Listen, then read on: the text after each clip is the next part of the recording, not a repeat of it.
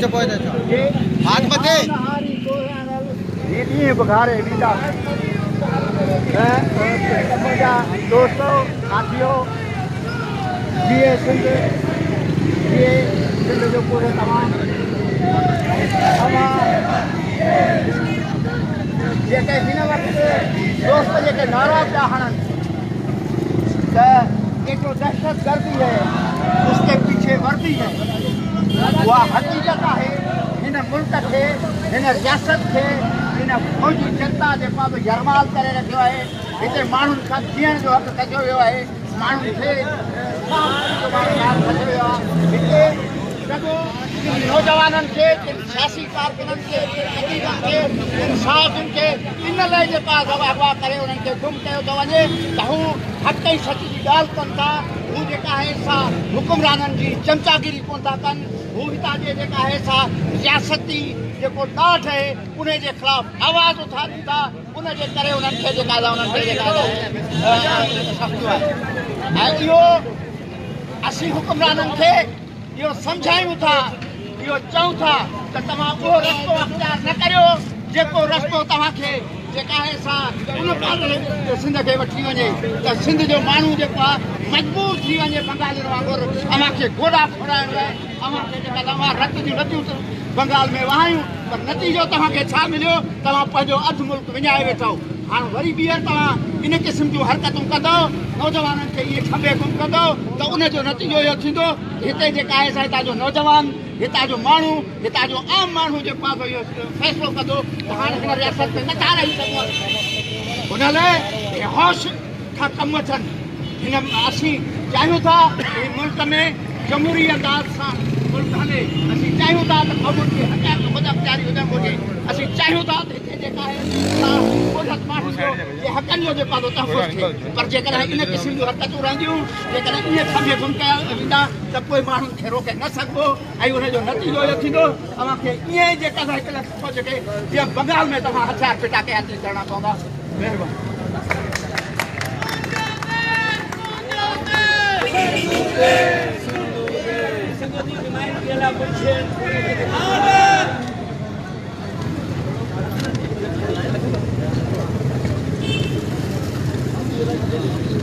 धड़कण लाइ सुख न सुता कॾहिं कोसीअड़ो आहे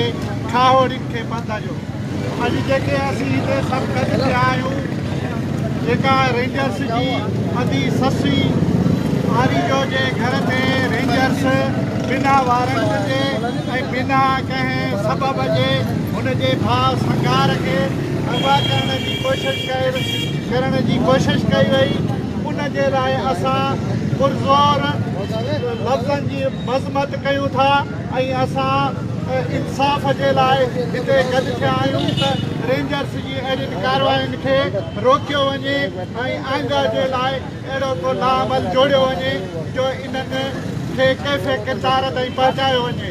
रेंजर्स जी इहा नाअहली साबित थी थिए त सिंध पुलिस जो जेको कमु आहे उहो पाण पिया कनि ऐं असांजी सूबाई गवर्नमेंट उन ते ख़ामोश वेठी आहे उन्हनि खे बि शर्म अचणु घुरिजे जो इन जे लाइ हींअर ताईं का बि उन्हनि स्टेटमेंट न ॾिनी आहे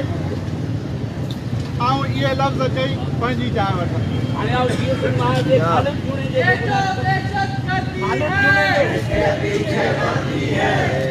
वहाँ पर जाने के बाद फोन पे करा आज संडे बंदे आज इतवार बंदे दोस्तों साथियों ये रात जेको दहशतगर्दनि जे तरीक़े मुताबिक़ सिंध जे न्याणियुनि ते हमलो कयो वियो उन्हनि जी तब्दील कई वई असां उन्हनि जी सख़्त लफ़्ज़नि में मज़म्मत कयूं था ऐं इहो अमल करे साबित करणु चाहिनि था त हिननि जेके सियासी कारकुन खंभे गुम कया आहिनि उन्हनि जे आज़ादीअ लाइ जेका ही पुरअमन तहरीक आहे हीअ उनखे दॿाइणु चाहिनि था पर इहा यादि रखनि त ताक़त कंहिं बि मसइले जो हल न आहे थोरी देरि पहिरीं असां हिते एहतजाज कयो त असांखे रोकण जी कोशिशि कई नतीजो तव्हां ॾिठो इन करे असां चऊं था इहो मुतालबो था कयूं अॻु कयो अॼु कयूं था त जेकॾहिं कंहिं बि सियासी कारकुन जे ख़िलाफ़ को आहे को केस आहे त अदालतूं तव्हांजूं कानून तव्हांजा उन्हनि खे अदालतुनि में पेश कयो ड्यू प्रोसेस त उहे ॾोही साबित थियनि त उन्हनि खे सज़ा ॾियो असां उन्हनि जी हिमायत न कंदासीं पर जंहिं तरीक़े सां धाड़ेलनि वांगुरु तव्हां सियासी कारकुननि खे अगवा था कयो असां न रुॻो हिन जी मज़म्मत कंदासीं पर असां हिन जे ख़िलाफ़ कहिड़ो मुंहिंजो जवाबु जारी रखंदासीं तव्हां सभिनी जी महिरबानी असांजी भेण सोरठ लोहार जेका मुनसियल क़ौमी कारकुननि जे फोरम जी अॻुवान आहे उन ससी परी जो असांजी जेका आहे लोहार ऐं उनजो भाउ जेको आहे संगार खे रेंजर्स खणण जी कोशिशि कई उन्हनि नियाणियुनि उन्हनि खे छॾाइण जी कोशिशि कई जिन खे रेंजर्स वारनि घटि हुयूं ऐं आम माण्हुनि ॾिठो उनजे ख़िलाफ़ ही तकिड़ो रदअमल आहे अॼु सॼी सिंध में मुख़्तलिफ़ हंधनि ते रदअमल हूंदो हिन रदअमल में असांजे ह्यूमन एक्शन फोरम जा माण्हू आहिनि उहे मुख़्तलिफ़ साझा कंदा आहिनि GSN माल GSN तारीख़ GSN माल हरीसर ऐं ॿियूं तंज़ीमूं बिना कंहिं पंहिंजे सियासी फ़र्क़ जे ऐं सिंध हारी कमेटी GSN महाज KWP जा दोस्त बि हिते आहिनि समूरा असीं गॾिजी पंहिंजा सियासी वेझा विसारे हिन हिकिड़े नुक़्ते ते अॼु गॾु थिया आहियूं ऐं हीअ जेके सिंध मां सियासी ऐं क़ौमी कारकुन हबीब साहब बि बिना कंहिं ॿारनि जे बिना कंहिं ॻोह जे रातिनि जो पोइ ऊंदाहीअ में पुटूं ॿधी रेंजर्स ऐं पुलिस ऐं ॿियूं एजेंसियूं उन्हनि खे खणी थियूं वञनि भई तव्हांजो कानून आहे पाकिस्तान जो कानून आहे त जंहिं माण्हू खे गिरफ़्तार कयो 24 कलाकनि जे अंदरि हुनखे पेश करिणो आहे तव्हां सालनि जा साल उन्हनि खे तशदुद कयो था ऐं अज़ियतनाक अकेलाईअ में रखो था हीउ किथां जो इंसाफ़ आहे अक़वाम मुतहिदा ऐं दुनिया जे इंसानी हक़नि जे इदारनि अव्हांजे ख़िलाफ़ रिपोर्टूं ॾिनियूं आहिनि ऐं तव्हां पोइ बि कोन था सुधरो न रुॻो उन्हनि खे आज़ादु नथा करियो तव्हां अख़्तर मंज़िल जो मौक़िफ़ क़ौमी असेंबलीअ में ॿुधी चुका आहियो मुल्क जो जेको अस्करी क़ुव्वत जो सरबराह आहे उहो उनजो मौक़िफ़ ॿुधी चुको आहे उनखां पोइ बि तव्हां माण्हुनि खे छॾियो त कोन था पर पंहिंजूं कारवायूं अञा जारी रखो था अॼु असांजी भेनरूं हितां नारा हणंदे आहियूं उन्हनि खां मोबाइल खणण जी कोशिशि कई रेंजर्स वार असीं खेनि ॿुधायूं था त इहो तरीक़ो बंदि करियो तव्हां ख़ुदि मुल्क जा दुश्मन आहियो तव्हां मुल्क जे ख़िलाफ़ पाण सां शुरू कयो था ऐं ॾोहारी असांखे था ठाराहियो जेकॾहिं असांजा माण्हू ॾोहारी आहिनि त उन्हनि खे कोर्टुनि में पेश करियो असीं वकील कंदासूं मुक़ाबिलो कंदासूं फांसीअ ते चढ़ी विया त नारो हाणे उन्हनि जो इस्तक़बाल कंदासूं पर हीउ तरीक़ो ग़लति आहे हाणे आउं गुज़ारिश कंदुसि असांजे वुमन जेको अवामी मर्कज़ पार्टी जो जेको दोस्त या माण्हू पंहिंजो नालो जरथर तिखतवार वांटण वाई हेकड़ी सभई सहतिया सूर्य सदावार हमा मंसूर हज़ार कहिड़ा चाड़ियो चाड़ीअ दोस्तों राति जेको कुछ थियो सभिनी दोस्तनि उहे क्लिप सोशल मीडिया ते ॾिठा हूंदा हक़ीक़त इहा आहे त तव्हीं जेके दोस्त ते बीठा आहियो मूं समेत असांजे कननि में अञा ताईं बि ससुई जूं दाहूं कूकूं ऐं रड़ियूं कननि में ॿुरी रहियूं आहिनि सबबु छा आहे त तव्हां बेगुनाह माण्हुनि खे नंढी उमिरि जे ॿारनि खे जिन ते को केस कोन्हे को जिन जो को बि ॾोह कोन्हे को उनखे बेगुनाह पंहिंजे घरनि ते छापा हणी उनखे गिरफ़्तार था कयो जेतोणीकि असां इहा ॻाल्हि कंदा रहंदा आहियूं त बाबा जेकर उहे माण्हू ॾोहारी आहिनि त महिरबानी करे तव्हां उन्हनि खे गिरफ़्तार जेकर कयो था त ज़ाहिर कयो जेकर उन्हनि ते को ॾोह साबित थिए थो त उन्हनि खे प्लास्टिक तव्हां सज़ाऊं ॾियो हिते थोरी आउं मुख़्तलिफ़ इहा ॻाल्हि कंदुसि त जेतोणीकि असां सभिनी माण्हुनि खे पाकिस्तान जे हर हिकु फ़र्द खे सिंध जे हर हिकु माण्हू खे दुनिया जे हर हिकु माण्हू खे इहा ख़बर आहे त असांजे पाकिस्तान जे अंदरि जुडिशरी जो माज़ी में छा रोल रहियो आहे ख़ुदि ज़ुल्फ़िकार भुट्टो जेको पाकिस्तान जो वज़ीर आज़म हो उनखे अॼु फाही चाढ़ियो वियो जिन माण्हुनि उनखे फाही चाढ़ियो उन्हनि पाण उन ॻाल्हि जो एतिराफ़ कयो जो हिकिड़ो जुडिशल मर्डर हो जेको असां कयोसीं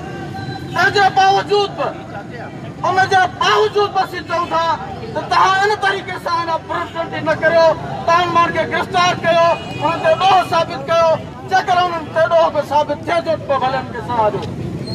हीउ अहिड़ो अमल आहे जंहिंजी आउं सम्झां थो त पाकिस्तान जी कुंड गुड्स में हर हिकु पुरअमन बाज़मीर माण्हू मज़म्मत कंदो ऐं असां पंहिंजी पार्टी अवामी वर्कर्स पार्टी तरफ़ां रियासत जी हिन ब्यूरोक्रेटी जी सख़्त लफ़्ज़नि में मज़म्मत कयूं था ऐं असां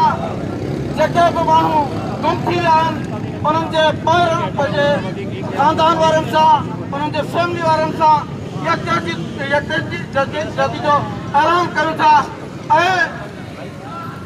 तव्हांखे पाण खे ख़बर आहे त मिसिंग पर्सन्स जे हवाले सां असां सिंध प्रोग्रेसिव कमेटी जे प्लेटफॉर्म ते ऐं पंहिंजे पार्टी जे प्लेटफॉर्म ते कंदा रहिया आहियूं ऐं अहिड़े क़िस्म जो को बि अमल थियो आईंदा बि असां हुन माण्हुनि सां गॾु हूंदासीं। तव्हां दोस्तनि जी महिरबानी।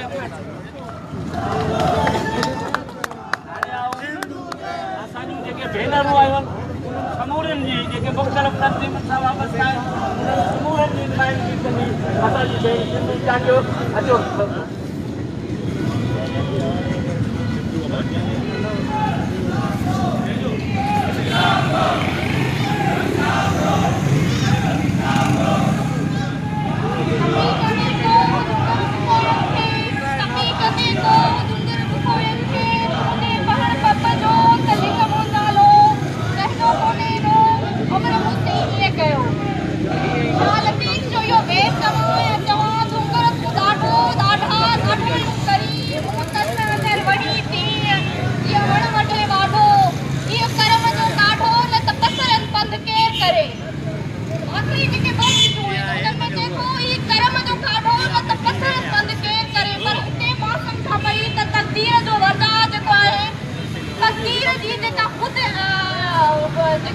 जगह विलारी आहे या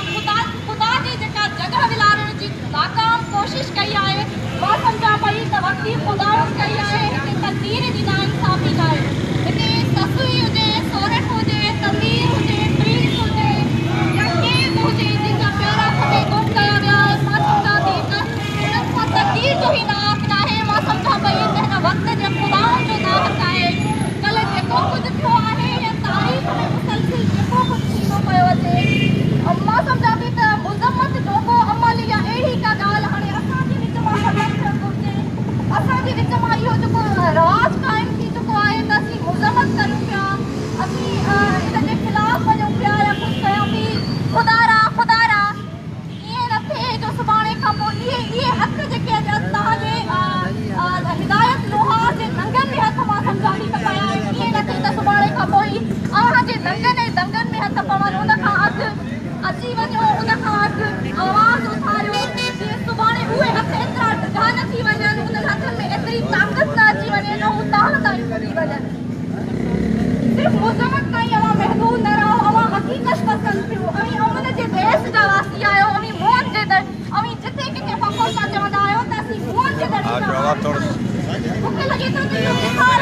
मिसाल ई बणिजी चुको आहे। इहो प्रैक्टिकली अमल जेको आहे न उहो हाणे न मुहैया प्रैक्टिकली जेका आहे उहा शइ हिन मां ख़तमु थी चुकी आहे त प्री प्रैक्टिकल सिर्फ़ु मुज़म्मत ताईं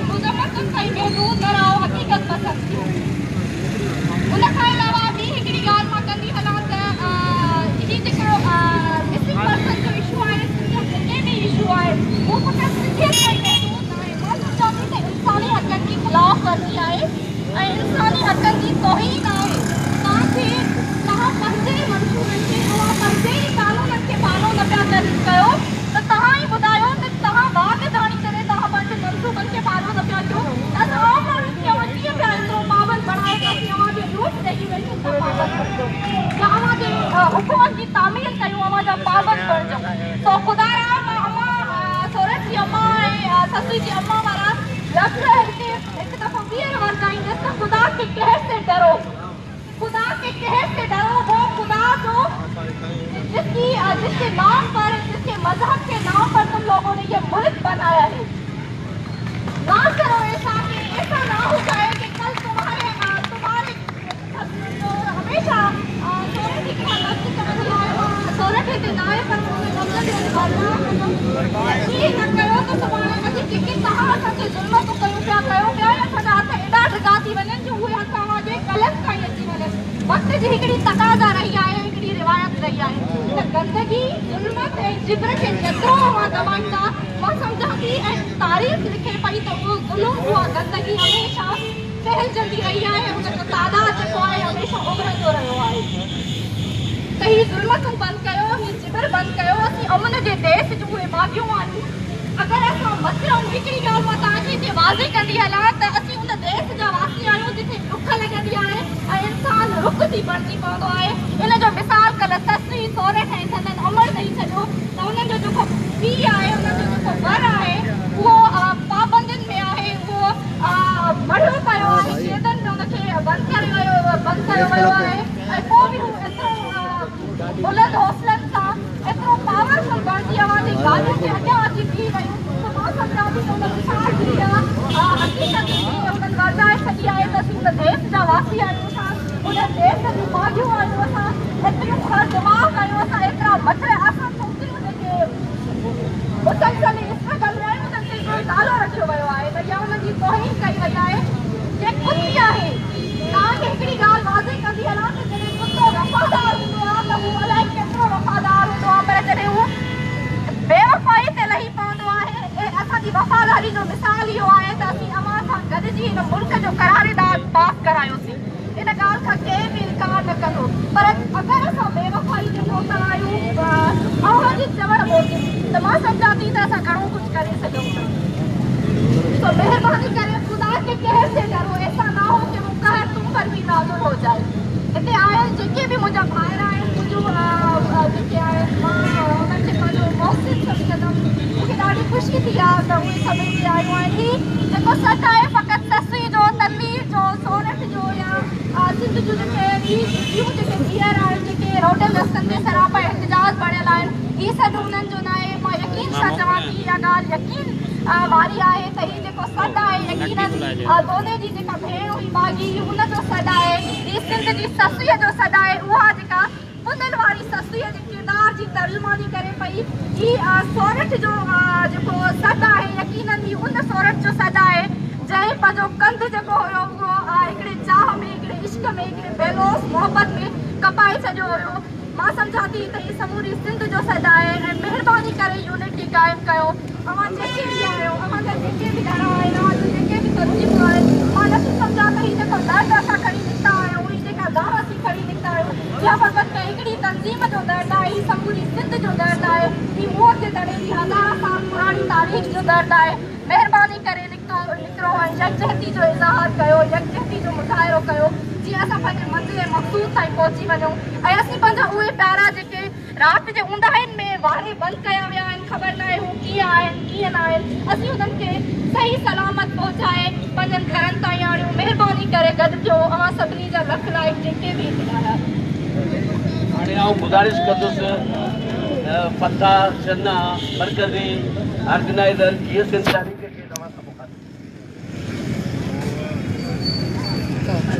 तूं चओ न लुछा, तूं चओ न पुछां, पर तोखां हिकिड़ी ॻाल्हि पुछां, तूं कंहिं खां होश कंदे ऐलान हज़ारे मान रुगो। हिन प्रोग्राम में मौजूद मोहतरम असलम खैरपुरी साहब ऐं GSM जा दोस्तो,